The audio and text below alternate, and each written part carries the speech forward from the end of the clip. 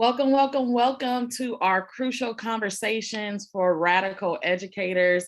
We are excited. This is our seventh webinar. I can't believe that we are in our seventh webinar, and we are super, super excited to host this webinar, which really is focusing on how to use your skills to make dollar bills.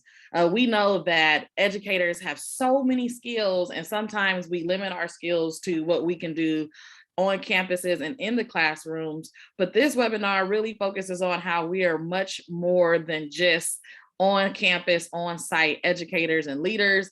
And we want to kind of share our stories with a few of my goal friends who I'm going to introduce in just a moment, and really talk about how they've started their journeys in entrepreneurship, which is the combination of mixing education and entrepreneurship to create businesses that really impact the ed sector outside of just remaining on campus and in the classroom. And so we are excited to have all of you here, and we're going to get started. Our meeting objectives today, we have 4. We're going to first introduce our panel. Our panel will then share stories. We have a few questions that we're going to have, and then we'll have our audience have the opportunity to have questions and answers. And then we'll talk about some key accomplishments, whether it's some events that we have coming up, or if it's just some information we want to share more about our business. So we're going to go ahead and get started with introducing the panel. I'm going to ask all of my lovely gold friends to introduce themselves when they see their faces on the screen, and just let the audience know a little bit about who you are, your educational background, and your new role in your new edupreneur space. First up, we have Kendra.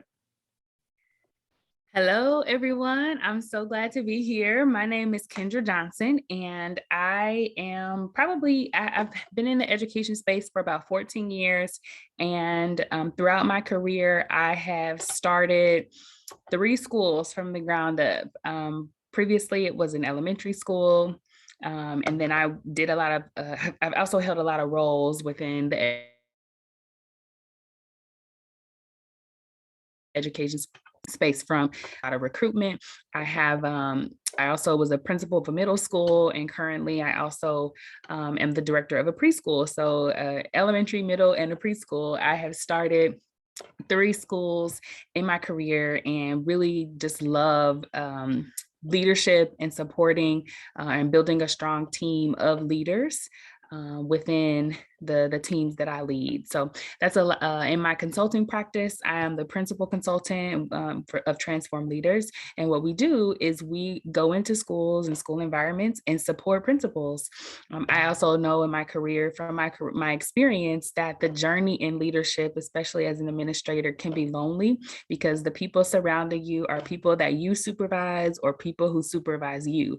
And so having peer relationships and people that are going through similar experiences and can also speak into problems that you're facing, that is really, really important, and something that I missed on my journey. So I create spaces for principals to come together to problem solve and collaborate with one another. And then I also provide teacher leadership development for teachers within their buildings, so that I can help sort of build their bench of leaders to rely on as they bring the vision of their school to life. So I'm excited to be here and looking forward to this conversation.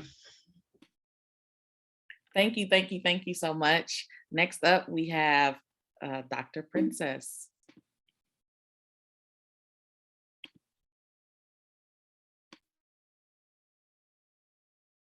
You're on mute. Sorry, I am so sorry. Good afternoon or good morning, depending on where you are in the country. My name is Dr. Princess Briggs, and I am the owner and Chief Executive Officer of Briggs Education Consulting and Support, Inc. I started that venture quite a few years ago. I'm actually in my 12th year. So exciting, my 12th year. And my business has actually morphed over the years. It does not look like the vision. Well, the vision is the same, but it does not look like the same company it looked like about 10 and a half years ago. Things have really taken off and transformed. So my background is I am a teacher, and I became a teacher specifically in the area of special education. And I'll tell you how I fell into that later on in the presentation. But I attended the University of Miami, where I got my undergraduate and my master's degrees in special education. And then I went over to Florida International University, where I got my doctorate also in special ed in urban leadership as well, in special education. And currently what I am doing is actually, as an entrepreneur, you may have your hands in several different pots.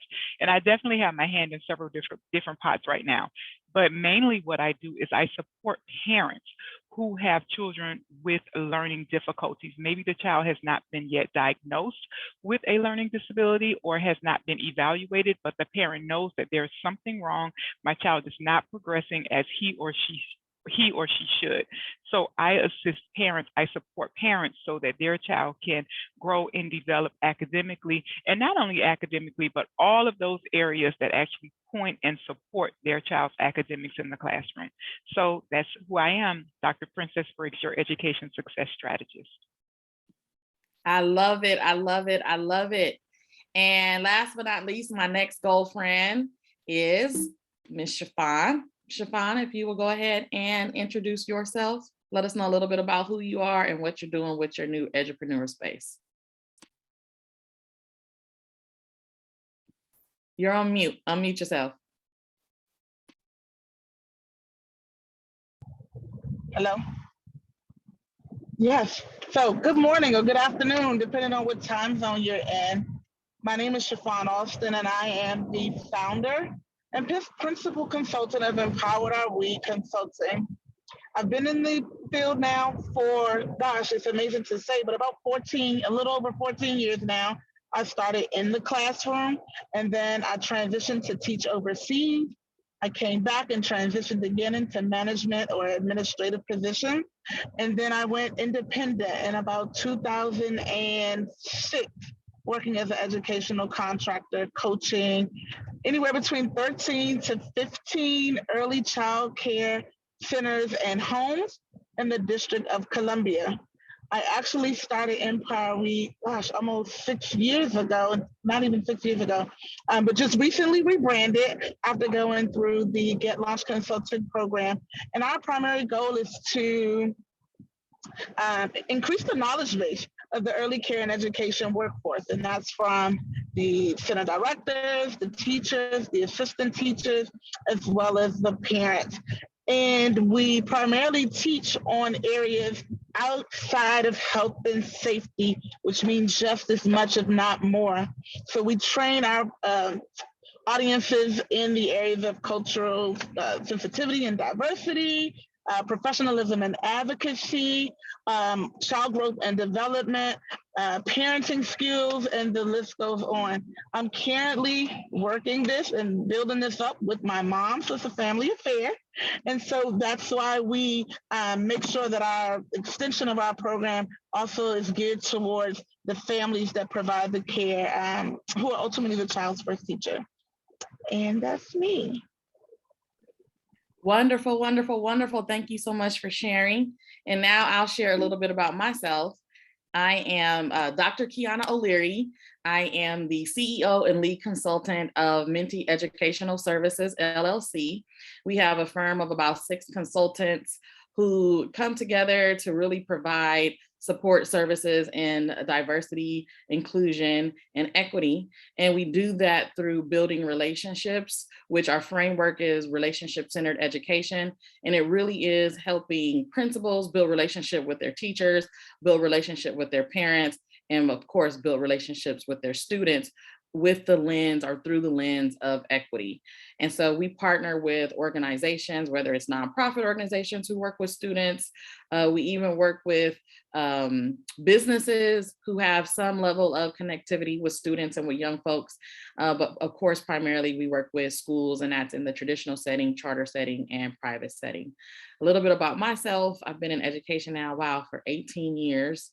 Serving as a classroom teacher in secondary English courses, K through 12, and then transitioning more recently after principaling for 10 years as a school administrator, now transitioning now in a new role in higher education as an assistant professor that supports the educational administration certification processes.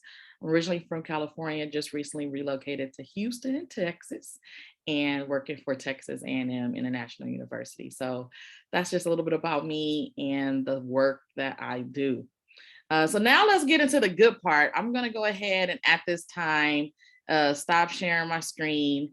And I'm hoping that we could just have a good conversation where, you all will be able to see us and really learn about why we jumped into this space of entrepreneurship, and hopefully motivate and encourage some of you all who are on the edge and maybe kind of thinking about jumping into that space.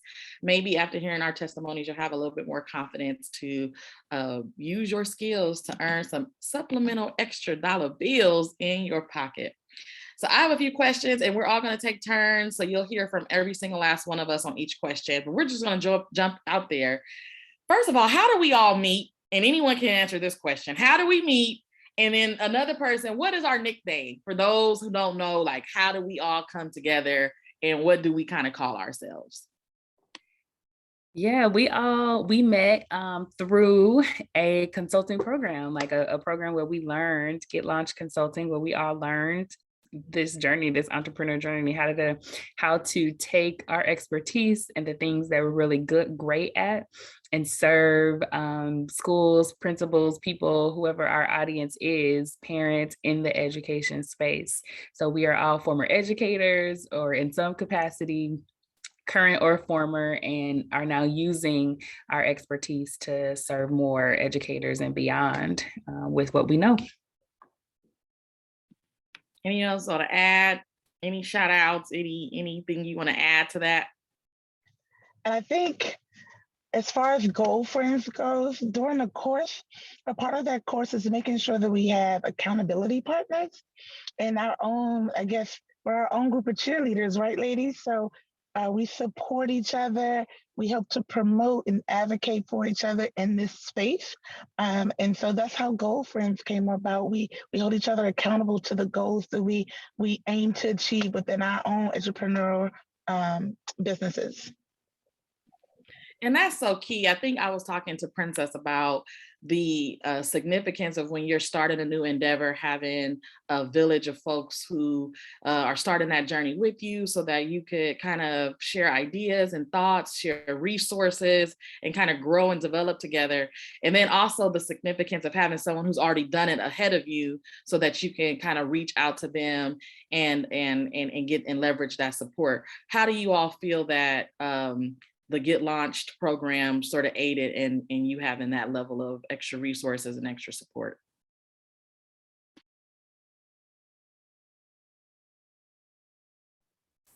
I'll say that I definitely think it was instrumental or really essential to my entrepreneurial journey because it's one thing to know people who are from the entrepreneur world, who have been running businesses in the for-profit sector for a long time. But I also still felt disconnected, like they don't really understand me, where I'm coming from. So it's really great that, like I said, we all are educators and have been at some point. So we have this common language, and sometimes so Dr. Erica Jordan Thomas was our instructor for the course, and she was phenomenal. But the way that she was able to use analogies from our experience as educators to really translate those things into what it means to build a business, I found that to be really, really helpful. And so having this community of educators on this journey into entrepreneurship really made a difference for me, for sure. I would definitely agree with Kendra, especially with myself. I had already been in the entrepreneurial field for so very long before I became a part of Get Launched Consulting and before I met this wonderful group of ladies. But just like Kendra said, you are in those spaces, but most of those people are business-minded people. They come from a business background. Many of them come from the social media, and they're trying to grow their social media businesses and so on and so forth, because we're in the age of social media and technology and everything. So a lot of those other persons, when I was in other groups, a lot of them did not really speak my educator's language. They didn't really understand where I was coming from. Many of the suggestions that they made did not make a whole lot of sense when it came to being an edupreneur and not just an entrepreneur. So being in a space where you're with people, like Kendra said, who speak your same language, who have the same mindset. And then just like Qiana said, they have already walked that walk. They're 10 steps ahead of you. So to kind of help you along. And because I have been in the business for so long, I was able to help other people, but other people had also been in the business longer than myself. They were also able to pull me along. So it was a great opportunity just for us to kind of mix and mingle, but you're mixing and mingle with people who are speaking your same language, which is very key. I love it. I love it. I love it. Shout out to Erica and shout out to the Cycle 7 Goal Friends. If you're in a building, go ahead and put something in the chat. Let us know that you are here, Goal Friends. Yes. So now and we'll start with Kendra, and we'll just kind of everyone take turns answering this question. What made you sign up?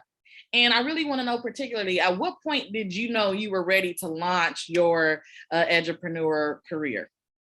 Yeah, so for me, so my husband and I actually had a consulting business for years, or probably about 6 years before I joined Get Launched Consulting. I did a lot of the administrative things in the background. He was the primary sort of customer client facing consultant. So he delivered a lot of the services. And so we worked together for a number of years. And when the pandemic happened, a lot of his in-person things dried up, right? And so it created this sort of mindset for me that, okay, how can I, and at the time also, so like right before the pandemic, my family was growing, like I had really young kids. And so the work that I was doing as a principal of a middle school, like a startup principal, it was just like long days, really, long evenings. And I couldn't really sustain it and be there for my family the way that I wanted to be. So I decided that I was going to take a little sort of a sabbatical year and try to like just take some time off from work, be really present with my family. And then the pandemic hit. And then I got pregnant again with my third child. And so throughout this time frame, his in-person work dried up and I was at home. And so we were like, okay, we got to find a way to get some money. Like, what can we do? How can we use what we know and what we already have to sort of bring some income back into the household? And that's when I started to really think about, okay, I know education. I know what it's like to be a principal. I know that world, and I know that there is a need for what I wanted when I was leading as a principal. And so it kind of just, he was just like, well, why don't you create it? And that's really what started it. I knew Erica, we were friends from our teaching days and we taught in the same city and had relationship. And so I knew what she was building. And at the time I wasn't really sure, because we had already been running a consulting business for a while. I wasn't really sure if it was going to be relevant for me. So I talked to her a couple of times and just decided to take the leap after talking to my husband and, really just deciding that we're going to go all in as education consultants, because there are skills and things that he has from his work in the private sector that really could be valuable for educators. And there's things that I know educators need. And so we're sort of combining and bringing those two worlds together to serve a new audience. So that's how it started for us. Steps all around on the partnership with you and your husband. Princess, talk to us. So I actually came into Get Launched Consulting because, like I said before, I was in other spaces. However, I felt like I was on an island all by myself with all these other islands around me, if you will.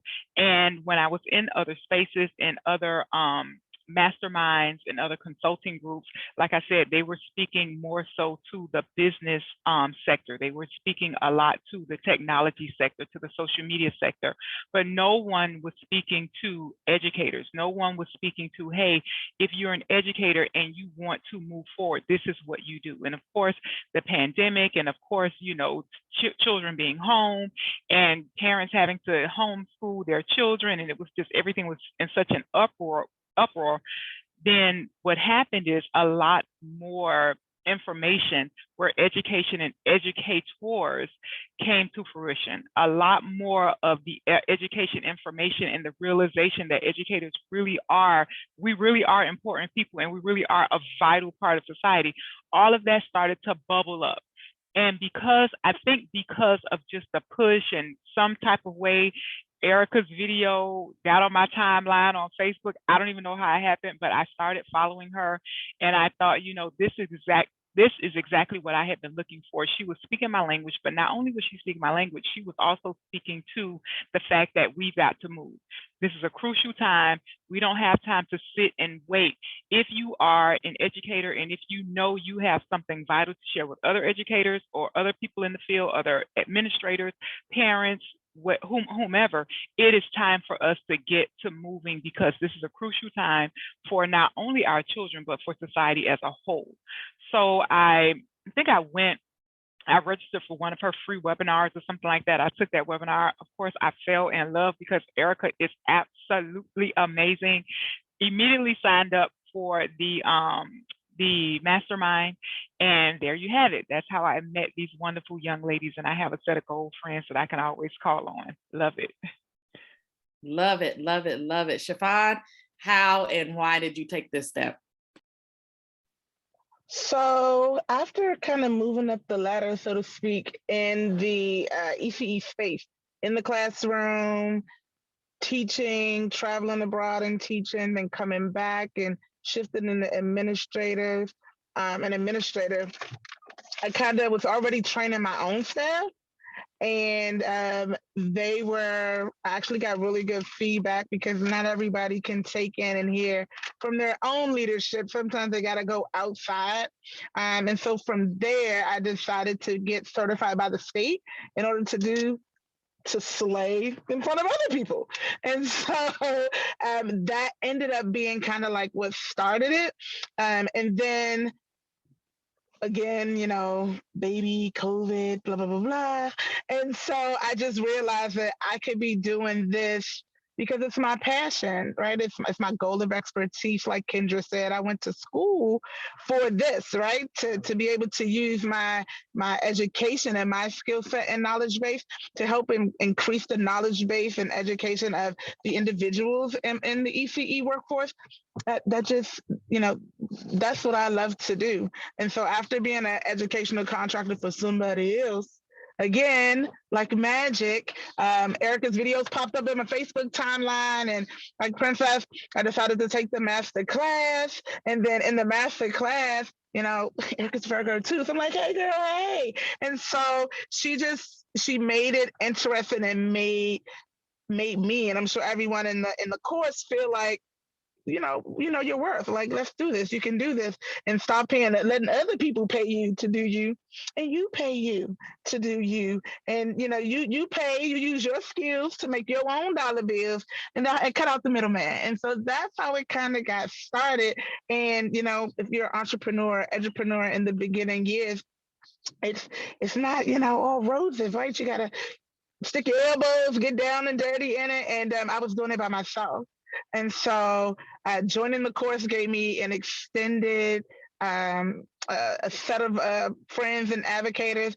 And then my mom was like, oh man, let's do this. And so that's kind of where we are now, just rebranding last year during Erica's course. And so in this year, I've actually, asked for my worth and been paid my worth. And that's what I'm gonna keep doing. I love it. I love how we all say we found Erica on the timeline. Shout out to Erica. Shout out to Get Launch Consulting. Shout out to everyone who's been in the process, but also pay attention to your timeline and have some good nuggets in there for you to jump in and grow and stretch your knowledge base. I got started before the pandemic. So I was working as a school administrator in Los Angeles. I walked away from my job for reasons that I can't speak about, but I was sitting at home, and in February, I believe the Harriet movie came out, February of 2020. Now, just so you can have full context, like things were kind of shifting really quickly around this time, because in the end of January, Kobe and the death of those young people were there, and so the city of Los Angeles was really mourning already, prior to COVID. And then this movie comes out, and I go to the movie, and I watch the movie with Harriet Tubman. Now, my grandmother is so funny. For years, she told me that Harriet Tubman was my auntie. I don't know why she said it, but I really thought Harriet was my auntie. So I go with some friends. We watch the movie as we're in the parking lot talking about like how inspiring her story was in terms of leading her people to freedom. And I immediately thought about the freedom that I was experiencing as an administrator who had walked away from the day-to-day hustle and bustle of running a school, and how I still had these skills, but I wanted to use my freedom to have autonomy to help others and kind of manage that process. And so I started the business in March of 2020 on Harriet Tubman's birthday. So I was really intentional about making sure that everything was linked and connected to her. Our word Minty Educational Services, Harriet Tubman's nickname was Minty. That's what her father called her. So it's definitely named and mimicked after honoring Harriet Tubman.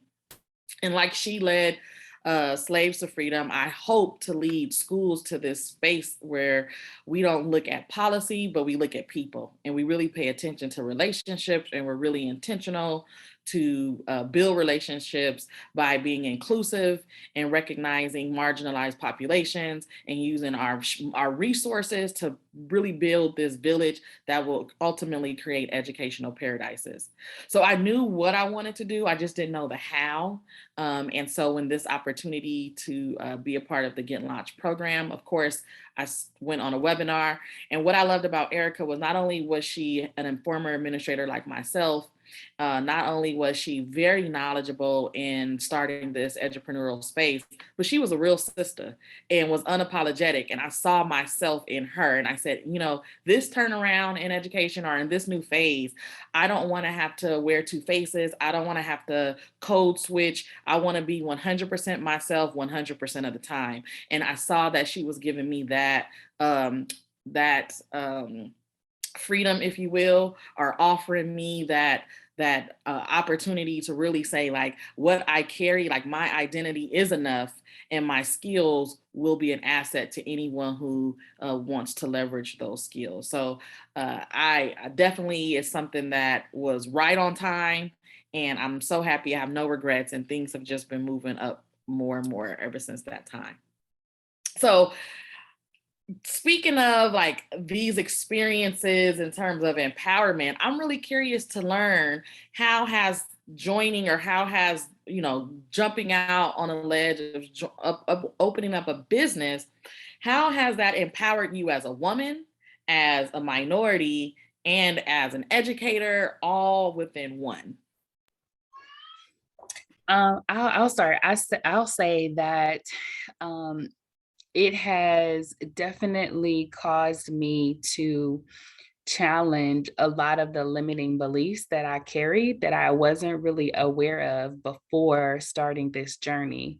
And I say that because I knew when I walk into an education space, you know, I used to feel intimidated in a room full of adults like this. Like if I was, you know, going to present or talk to people who were adults, I used to feel like, oh, you know, I wasn't very confident, but put me in a room with like 50 kids and I could rock it all day long. So I was very comfortable in the classroom space, but not as comfortable in my leadership all day, every day.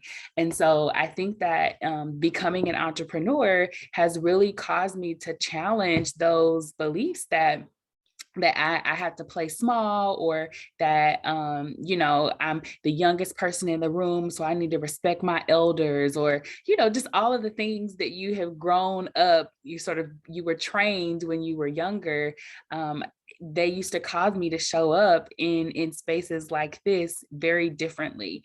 And now I think that I have definitely sort of built this confidence and this belief that I know what I'm talking about. I know that I am great. And I may not have all areas of my life together, but I'm allowed to have areas of growth and to still be great at the same time, right?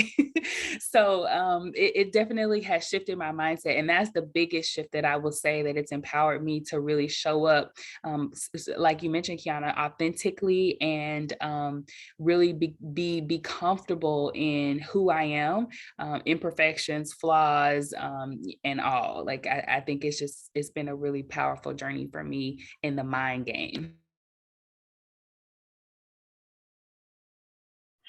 So for me specifically, becoming an edupreneur has allowed me the flexibility. I guess I shouldn't say flexibility. It's allowed me the opportunity to say what I want to say without having to worry about, am I making an administrator upset?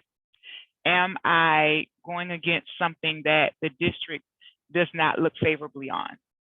Let me give you some specific examples. Because when I was in the classroom, I was in the special education. I was a special education teacher. So of course, I'm in everything involving special education. I moved up very quickly from the time that I became a first-year teacher up to leadership. I moved up very quickly. And so because of that, I was privy to a lot of conversations. And there are a lot of conversations that happen behind the scenes before we get in front of parents and other teachers. And a lot of times I did not like what I was hearing. I am a strong proponent of advocating for children and advocating for families.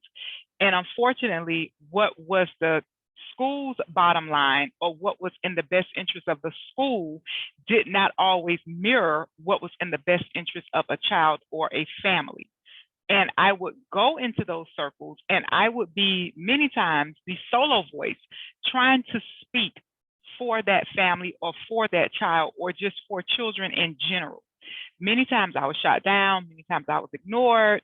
And then there were times that I quite frankly was told that's a conflict of interest and we have to make sure that we're watching out for what's in the best interest of the district. Well, I got tired of hearing conflict of interest.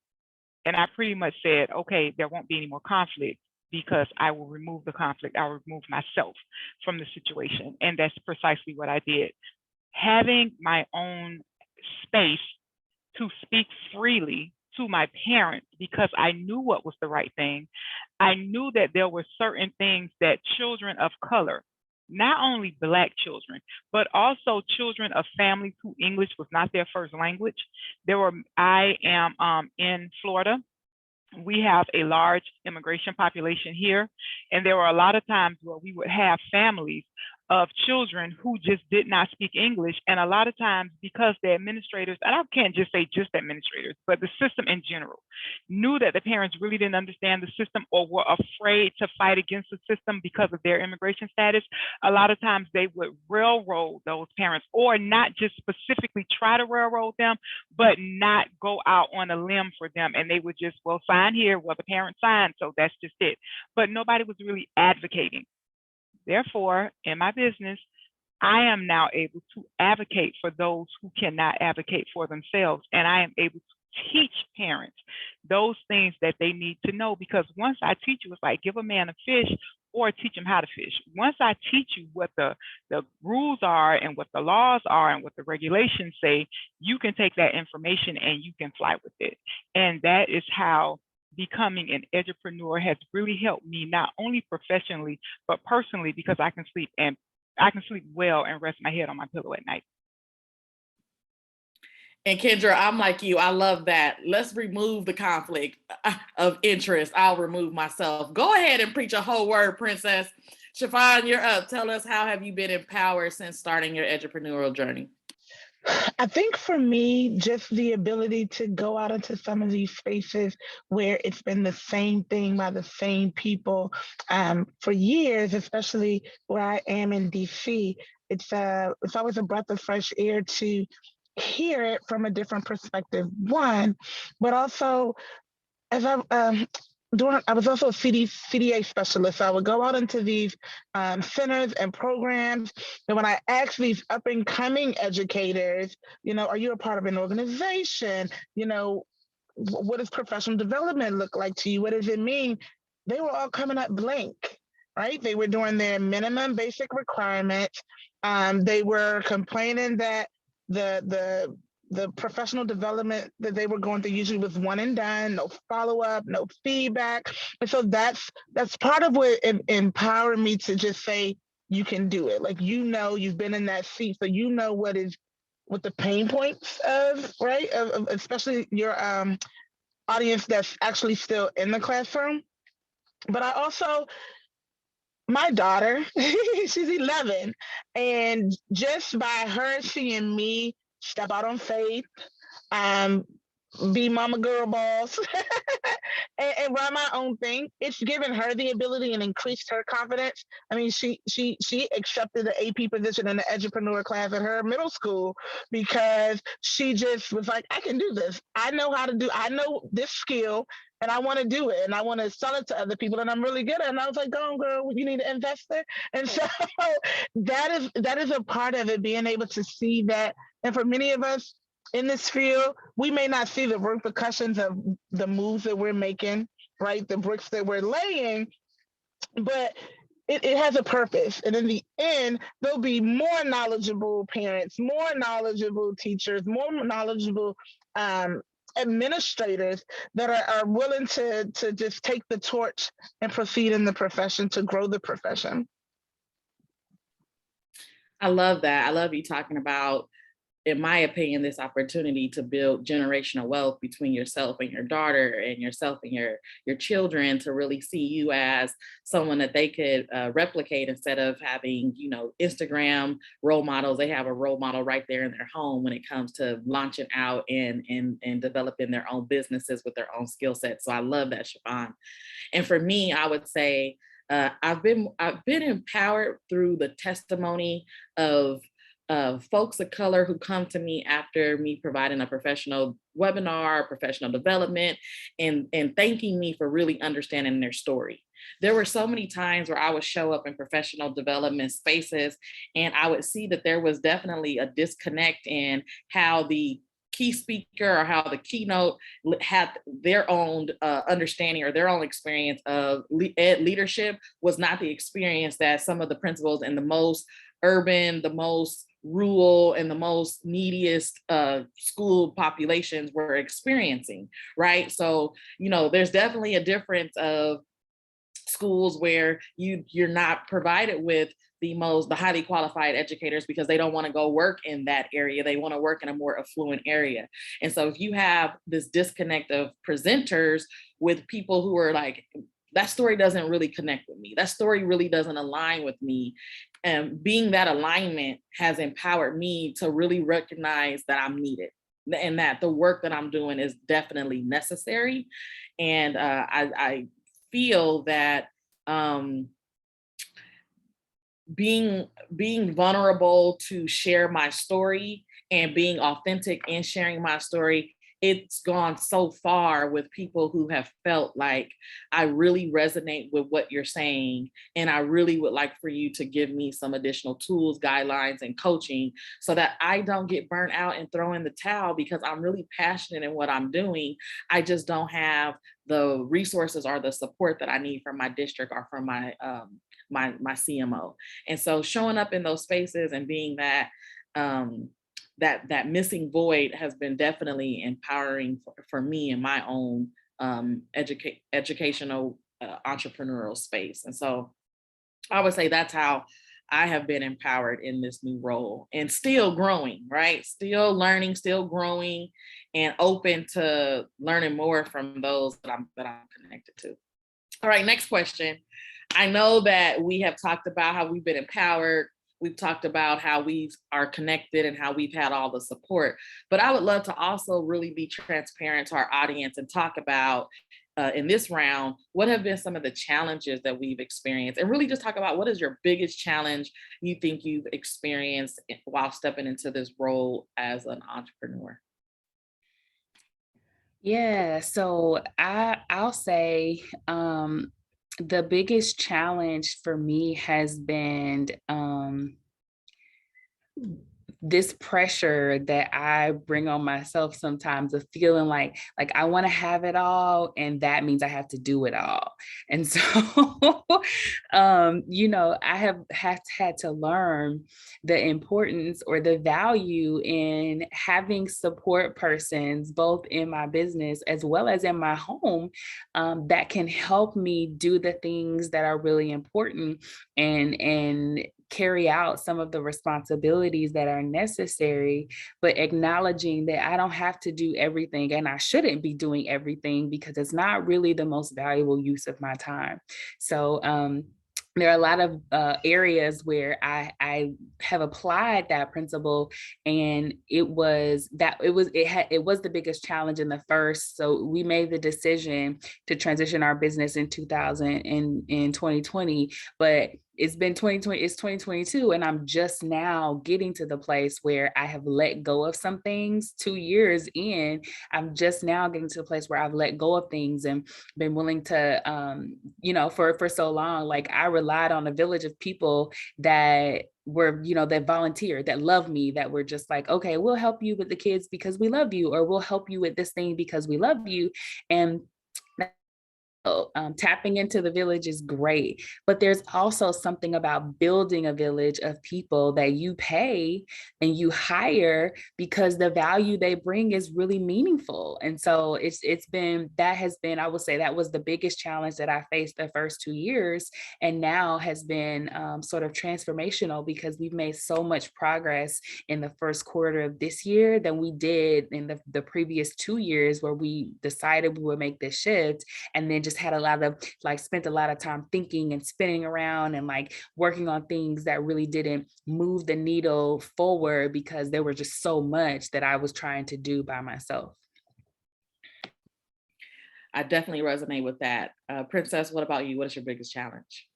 My biggest challenge was, and sometimes is, that biweekly paycheck, just keeping it 100% real. When I initially decided that this is something that I would do, let me tell you a little bit about my personality. I'm the type of person that I jump in the airplane and figure out how to build the airplane once I'm in the air.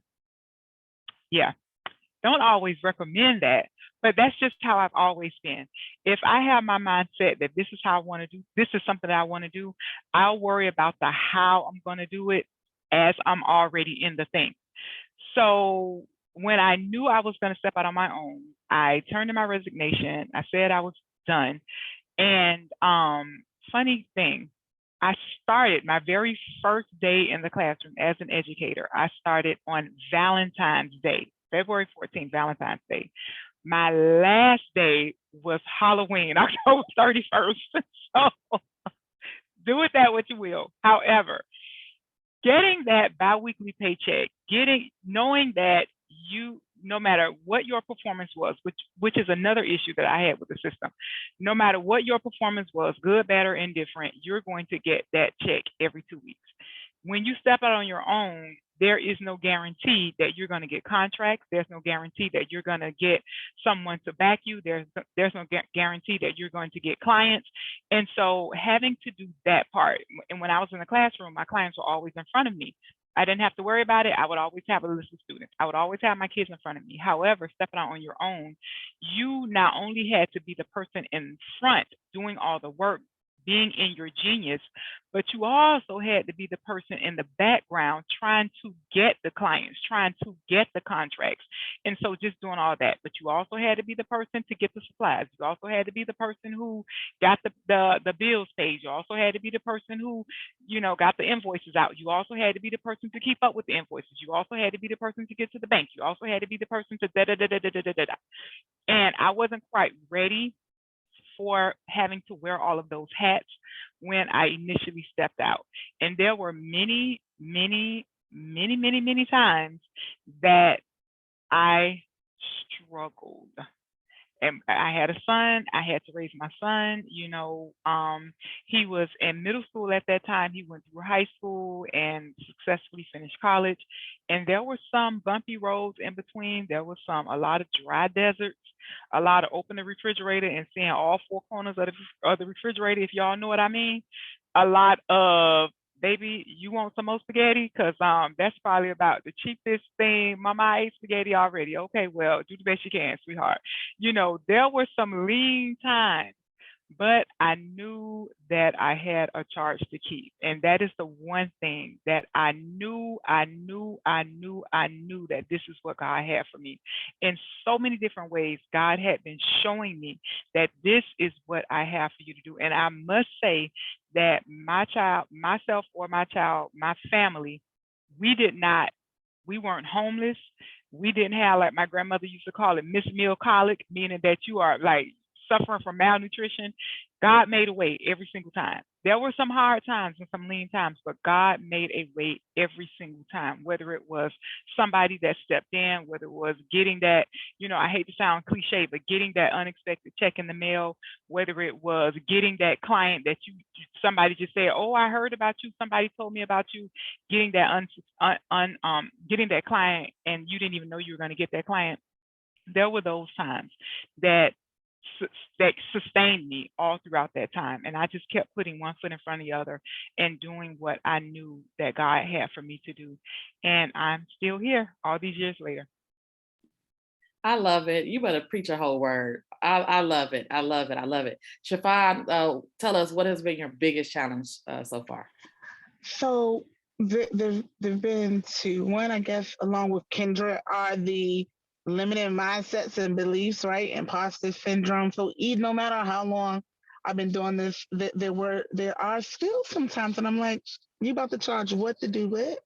And it doesn't like I'm still working on how to sit in that and feel good in that. You know what I mean? And so I think coming out of that imposter syndrome or not feeling like what I have is worth it, it's like that visibility.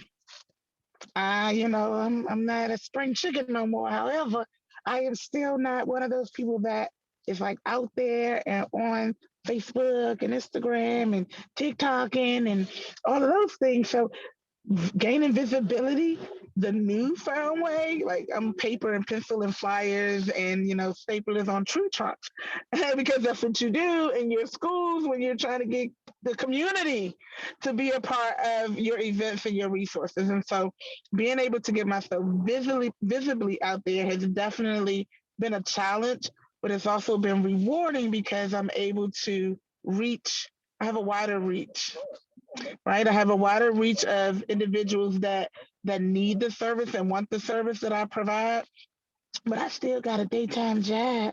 I look forward to getting to the point where I'm not worried about the every couple of weeks, the biweekly paycheck, because it has been hard, like trying to fund the program and do what I need to do consistently to fight some of those limiting beliefs. But baby steps. Every day is a new day.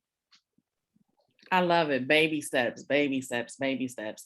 I would say for me, my biggest challenge is really the reach. And also, I've kind of juggled a new role, like transitioning to higher ed is very different. And so, getting that, juggling the new role, becoming an entrepreneur all within the same couple of years, and then also having that reach to build my clientele, I would say like that has been a little tricky in some ways. And for me, I was experiencing the rejection. And that's one thing as an entrepreneur, you're going to get a lot of no's before you get a yes. And so if you have issues with them declining your proposal or declining your reach to provide services, it's probably going to be a really difficult journey for you because you'll get a lot of no's before you get the one yes. And so I remember being in my prayer closet and I was asking God, like, I'm not getting a seat at the table. I'm not getting a seat at the table. I'm not getting a seat at the table. What's going on? Do I need to change my approach? Is it the wording I'm saying in my email? Is it my marketing and my materials and my packaging? And he just said, stop trying to get a seat at the table and be the table. And so I decided to, instead of trying to join everyone else's conference, I'm hosting my own conference, right? And so I've always been an innovator. I've always been a cutting edge type of leader. And so I just know that my journey is going to be a little different than others in terms of I may not always be able to join what is existing. I may have to start something from the bottom up. And so I'm excited about it, but it is a little nerve-wracking at times because there aren't always someone else that I can connect to who's doing this new innovative approach to the edupreneur space, but it's who God made me to be. And I have no apologies about it. So I just gotta give you snaps for that. Be the table, okay? I am all about it. Thank you for that. I'm gonna definitely put that on my wall. Absolutely, absolutely. And speaking of putting things on the wall, this is the last question. What is some advice you would give to someone who is about to do that LLC, someone who's coming up with the name right now, someone who is trying to think about like, man, I need to make some extra money. I am a principal, I am making six figures, but I could use some extra resources and I'm really, really dope. I could, lead a professional development. I could coach some aspiring novice teachers. I could do these other things, but I'm a little still indecisive. Everyone just give one kind of word or phrase of advice for those people who are right on the cusp of jumping over to the entrepreneurial world. Yeah, this one is one that has stuck with me and that I say to myself all the time. You don't have to be great to get started, but you do have to start to be great. And that has been the thing that when I feel like I'm procrastinating or when I feel nervous and worried, it's like there's people out here who are terrible. And so it is not about being great when you're getting started, but you got to get started in order to be great. And so that's what the journey is all about: learning, progressing, improving on the way to greatness. So go do it and get it done. I love it. Get started to be great, folks. Someone put that in the chat. You ain't got to be great to get started, but you better start in order to get great. Go ahead, Dr. Princess. What's your words of advice? So I would say don't let imposter syndrome set in. There is always somebody out there that is better than you. I don't care how good you are, there is always, always, always, always, always going to be somebody out there who is going to be better than you. So if you are striving to be the best that you can be before you get started, you will never get there. And that means that you will never get started because there's always going to be somebody better than you. So don't wait until you think that you are the best that you can be to get started. Start right now. Start where you are, because I don't care where you are, there is somebody behind you who needs exactly what you have, just like somebody is ahead of you and they have exactly what you need. But if you don't start where you are now, think about those people who are behind you, who are not reaping the benefits of what you have the opportunity to provide them. Think about where you are now, and think about if it's somebody that's 3 steps ahead of you who feel that they're not that good and they're withholding information that you so desperately need. Think about that person withholding information from you and it's stopping you from getting to the next level. Well, guess what? That's what you're doing to the people who are 3, 4 steps behind you. So don't worry about being the greatest you can be. Just start where you are now and go from there, because there is always somebody who needs what you have.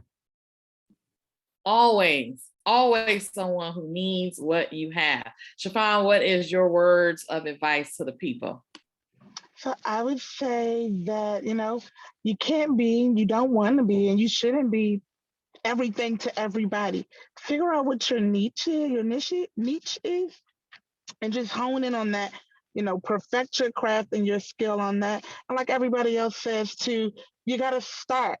The first one will probably not be your best performance ever, but at least you got started and you'll get the feedback needed so that the next time you do it or the next time you go out and do it, that it will be better. And then it just keeps the ball rolling. I think one thing in our course that we all kind of took to heart was good and done is better than perfect. Just start by trying to get good and done, getting something on paper, getting what's in your mind written down and out for you to see, and then take the next step, and then take the next step. And eventually it may not be perfect, but it'll be perfect for someone.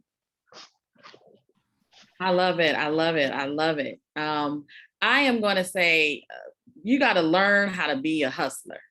And when I mean being a hustler, I mean you have to be okay with bugging people.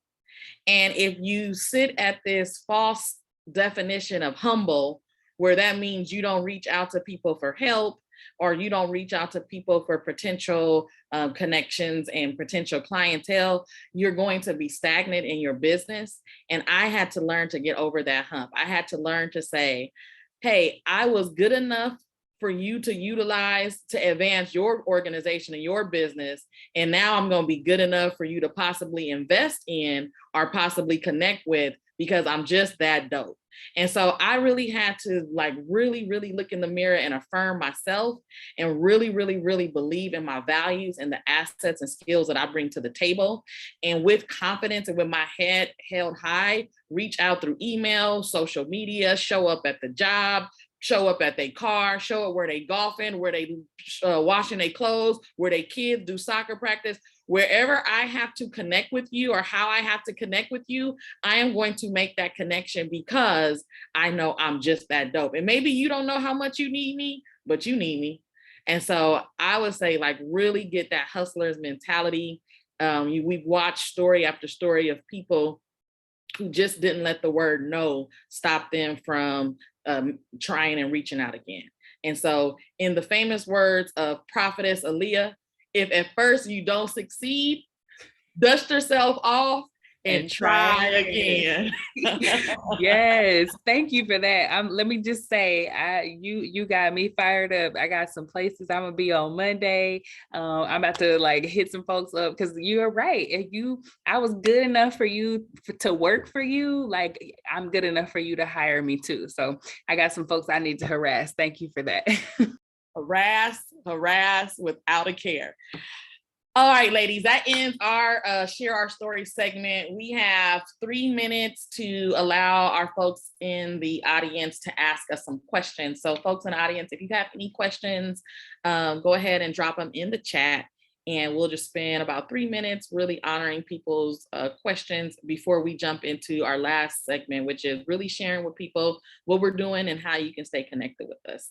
If there are any questions, you can go ahead and put that in the chat. I'm going to move forward and share our screen so we can start really talking about what we're doing.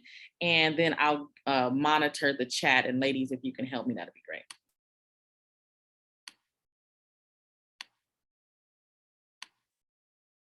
All right, so whoa, check out what we're doing in education. First up, we have Briggs Education. Princess, if you want to talk about what you're doing. Sure. So right now, so like I said before, my desire is to assist parents of children who have learning challenges. And right now, I am getting ready to run a spring boot camp for parents who just want a better understanding of how they can get their children from where they are now to where they know that their children can be. Also, I take a different perspective. There are so many things that impact a child's academics. And unfortunately, the only thing we look at are test scores, grades, ABCs, and 1, 2, 3s. And there are so many things that impact the child. So I follow my platform, my method is the DREAMS method, the DREAMS platform. And we go through the letters in DREAMS are the acronym for the structure that we use. And we just go through and we discuss each of those and discuss how each of those things impacts the child's academics. And I'm running a spring boot camp. And if you would like to reach out to me, you can always go to my website, briggseducation.com, or you can email me directly at drbriggs@briggseducation.com. That's DR, no dot, no period. It's just DRBRIGGS@briggseducation.com. I love it. I love it. Thank you for sharing. For me, Mentee Educational Services, like I said, we are excited to host our first annual Equity Ingenuity Conference. This was given to me. This is my brainchild. It is coming to fruition on Saturday, April 23rd. It starts at 9 a.m. and it goes through 4:30 p.m. Pacific Standard Time. We will have a keynote and then we'll have a closing guest speaker. And in between, we'll have 4 strands of breakout workshops. Chiffon is one of the breakout workshop speakers, so shout out to Chiffon. Whoop, whoop. But I am so excited that one of my mentors in education, Dr. Tyrone Howard, is going to be the keynote, and the brother is going to drop some gems, jewels. So I highly encourage you to check out the Equity Ingenuity Conference. You can go to our website to register at www.mentee-es.com. Again, that's www.mentee-es.com. And for joining our webinar today, if you give the promo code Equity22, it will give you 50% discount on that registration. So save some coins and use that promo code to register. And we ask that you register immediately because we're trying to make sure that we get out all of our information to our registrants for the conference. I'm going to stop sharing and see if Kendra or Chiffon would like to share anything that they have coming up or ways to stay connected with them in their business. Yeah, you can find me on Instagram at I am Kendra Johnson. We're on Facebook at Live and Lead Transformed. That is our business page. And we are working to put together some like a webinar and an email course. And so we have a couple of things, but you can connect with us there and join our email list. And once we launch those things, we'll communicate about it. And like Dr. Q said, I'm going to be on her panel. I am coming down off of one international conference, a regional conference, and 2 B2B trainings just in the past month of March, ask and you shall receive, right? And so I can be, you can learn more about my organization on Facebook, Empowered Are We Consulting, at Empowered Are We on Instagram. And in my Instagram link, there is my Instagram bio, there's a link to join my mail list. And that's for me this month and next one. Wonderful. And if you ladies can go ahead and just drop your websites or your emails in the chat, that'd be great for people. Well, we have come to that time, folks, where we are ending. We would just like to thank everyone for participating and for joining us just to hear a little bit about us sharing our stories. And we hope that we have been an encouragement to each of you to just know that you are more than a teacher. You are more than an educator. You are definitely a village maker, a village keeper, and there are words in your mouth that will definitely bless this generation and beyond. So please, please, please be encouraged to step out on a limb and take that first step into your entrepreneurial journey. Thank you again for everyone who came out. Thank you so much to my gold friends and my lovely panelists. You can give them a shout out. And everyone have a blessed and wonderful weekend. Until next time, be ye great. Bye, everyone.